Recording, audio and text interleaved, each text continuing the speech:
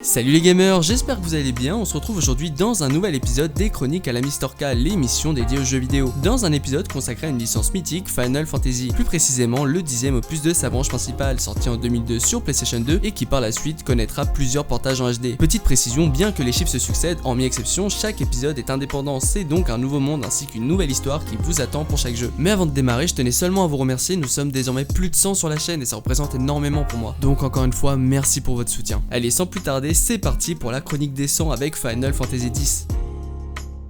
Le jeu débute, il fait nuit sombre et pourtant la grande cité de Zarnakand ne dort pas, bien au contraire puisque ce soir-là a lieu un match de Blitzball qui semble très important. Et le Blitz est un sport très réputé dans cet univers, un peu comme nous avec le foot. On va donc suivre tout ça de très près puisque le protagoniste que l'on incarne, Tidus, est un jeune homme qui, vous doutez bien, va justement participer à ce match. D'ailleurs, il semble très populaire, en tout cas c'est ce que cette foule de fans laisse penser. Peu de temps avant qu'il mette les pieds dans le stade, on apprend qu'il voue une profonde rancœur vis-à-vis de son père Jake, qui est aussi une très grande star dans le milieu puisqu'il est considéré comme le numéro 1 bien qu'il soit porté disparu depuis maintenant 10 ans. C'est donc dans une cinématique grandiose et encouragée par une foule en délire que le match opposant l'équipe de Tidus à ses adversaires se déroule. Mais alors que l'ambiance était à son paroxysme, un trouble fait sorti d'absolument nulle part viendra tout détruire sur son passage. Suite à ça, c'est dans l'incompréhension totale que l'on réincarne Tidus dans une ville totalement ravagée. Et alors que notre star tentait de s'enfuir, il croisera l'énigmatique Auron, qui justement était en train de l'attendre. Celui-ci ne désire pas s'enfuir mais bel et bien se battre, le jeune homme se retrouvera alors malgré lui mêlé au combat. Par ailleurs, il apprendra que le monstre qui est en train de saccager la ville se prénomme Sin. Ce dernier ne ressemble pas à grand chose, mais s'il n'est pas bien beau, il faut tout de même avouer qu'il est redoutable puisqu'il sème destruction et désolation partout où il passe. Malheureusement impuissant face à une telle entité, les deux hommes seront aspirés par celle-ci. Auron précisera d'ailleurs que tout ceci fait partie de son histoire comme s'il avait déjà anticipé son triste destin. Après coup, Tidus se réveillera seul au milieu de nulle part, il finira par rencontrer un groupe d'individus dont une certaine Riku et par la suite il apprendra que Zarnakand a été ravagé il y a de ça 1000 ans. Dès lors il réalisera qu'il se trouve désormais dans un spirale alternatif. Notre héros qui sous les conseils de Riku souhaitait se rendre à Lucca dans l'espoir d'y rencontrer une équipe de Blitzball afin de trouver une solution lui permettant de rentrer chez lui sera accidentellement éjecté jusqu'à l'île de BZ. Par chance, il rencontrera justement là-bas une modeste équipe de Blitzball dont Wakka. Ces derniers n'ont pas une victoire à leur actif en 10 ans et malheureusement pour notre héros, personne ne le reconnaîtra, mais voyant son potentiel, Wakka le suppliera de rejoindre son équipe pour livrer un match très important. Tidus s'accrochant à l'idée que quelqu'un pourrait probablement le reconnaître, acceptera la proposition et puis de toute façon, vu sa situation, le pauvre n'a pas vraiment le luxe de choisir. On apprendra par la suite que Wakka n'est pas qu'un simple joueur de Blitzball, ce n'est en fait qu'un hobby pour lui, sa véritable tâche est d'être un gardien. Son devoir est très important pour Spira puisqu'il consiste à protéger un invoqueur durant son pèlerinage, une bien lourde tâche qui consiste à réunir chaque chimère jusqu'à l'obtention de l'ultime invocation, qui est le seul moyen connu de venir à bout de leur ennemi juré, Sin. Pour ce faire, ils devront braver les salles d'épreuves situées dans des temples dédiés, c'est un passage obligatoire pour l'obtention des chimères et sincèrement, ce sont clairement pour moi des moments pas forcément très intéressants, mais ce n'est pas pire que ça.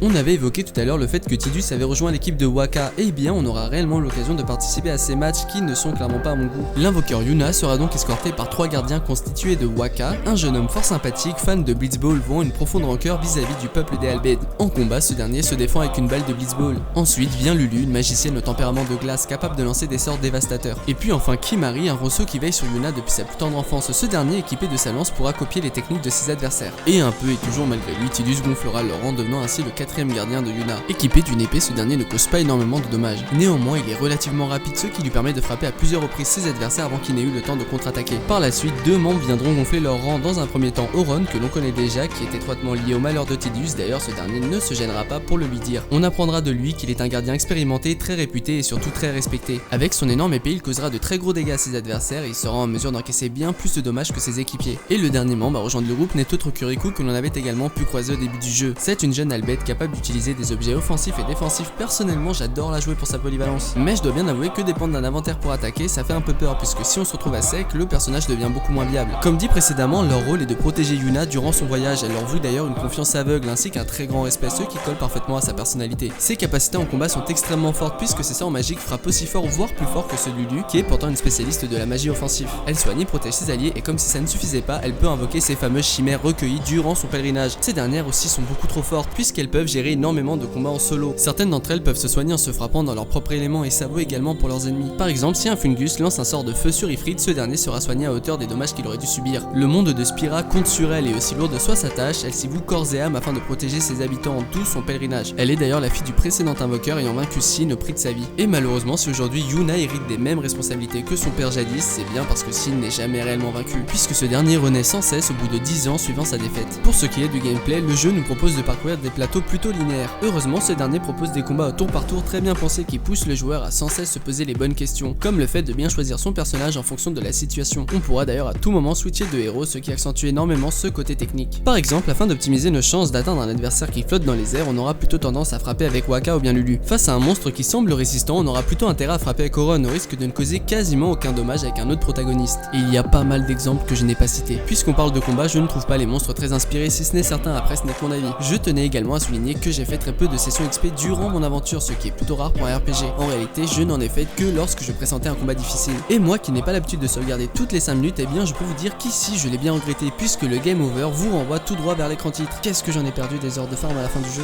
Sinon, qui dit RPG dit forcément arbre de compétences. Ce dernier se nomme ici Séphirier, et il est bien trop abusé, puisqu'il ne s'agit non pas d'une branche propre à chaque personnage, mais d'un énorme plateau que nos protagonistes se partagent. Et pour faire simple, ils peuvent tous obtenir la totalité du contenu présent sur ce plateau, dont les sorts. Finalement, plus on se rapproche de la fin du jeu, plus nos personnages deviennent multifonctions. Bon, j'exagère un peu, après leur rôle reste le même, puisque l'efficacité des sorts dépend bien évidemment des stats du personnage. À titre d'exemple, les sorts magiques de Riku ne frapperont pas aussi fort que ceux de Lulu. Mais bon, à mon sens, ça reste complètement fumé. Du coup, le gameplay a beau être bon, c'est principalement son histoire, ses musiques et ses personnages qui m'auront marqué, puisque Final Fantasy X, au-delà d'être un simple jeu, celui-ci nous raconte une belle histoire. Pas toujours très bien ficelée, mais ça c'est juste pour chipoter. Durant leur périple, nos protagonistes vont en voir de toutes les couleurs, notamment avec un certain Seymour, que je ne supporte absolument pas. Bien que ce soit scénaristiquement justifié, le fait qu'il réapparaisse sans cesse, c'est juste pas possible. Au départ, le background est vraiment prenant, le milieu de l'histoire est quant à lui assez creux. Puis vers la fin, on a une quantité de révélations qui viennent enrichir le lore du jeu, gratifiant ainsi le joueur d'être arrivé aussi loin. Pour dire même Seymour que je n'apprécie vraiment pas car je le trouvais sans saveur et méchant sans contexte particulier, eh bien je lui ai redonné un peu de crédit. Mais bon, ce personnage n'est toujours pas à mon goût pour autant. Non, vraiment, je le supporte pas. Vous vous doutez bien, vivre de telles aventures rapproche. On verra donc évoluer les relations de nos protagonistes et en avançant dans l'histoire, on n'aura plus la sensation d'avoir affaire à une équipe de gardiens et son invoqueur, mais bel et bien une bande d'amis, ce qui rend le groupe bien plus attachant. Durant ce voyage, Tidus apprendra que son père Jake, porté disparu depuis 10 ans, a en réalité été aspiré tout comme lui jusqu'à ce Spira alternatif. Voyant qu'il faisait fausse route sur ce dernier, lui qui jusque-là ne souhaitait qu'une chose, retourner chez lui, sera finalement résigné à retrouver Sin ainsi que son père, puis ses priorités évolueront de nouveau. Cette fois-ci, se sentant de plus en plus impliqué dans son rôle de gardien et se rapprochant énormément de Yuna, ne pourra accepter son triste destin. Notre héros n'aura alors plus qu'une chose en tête, vaincre Sin tout en sauvant Yuna du triste destin qui l'attend.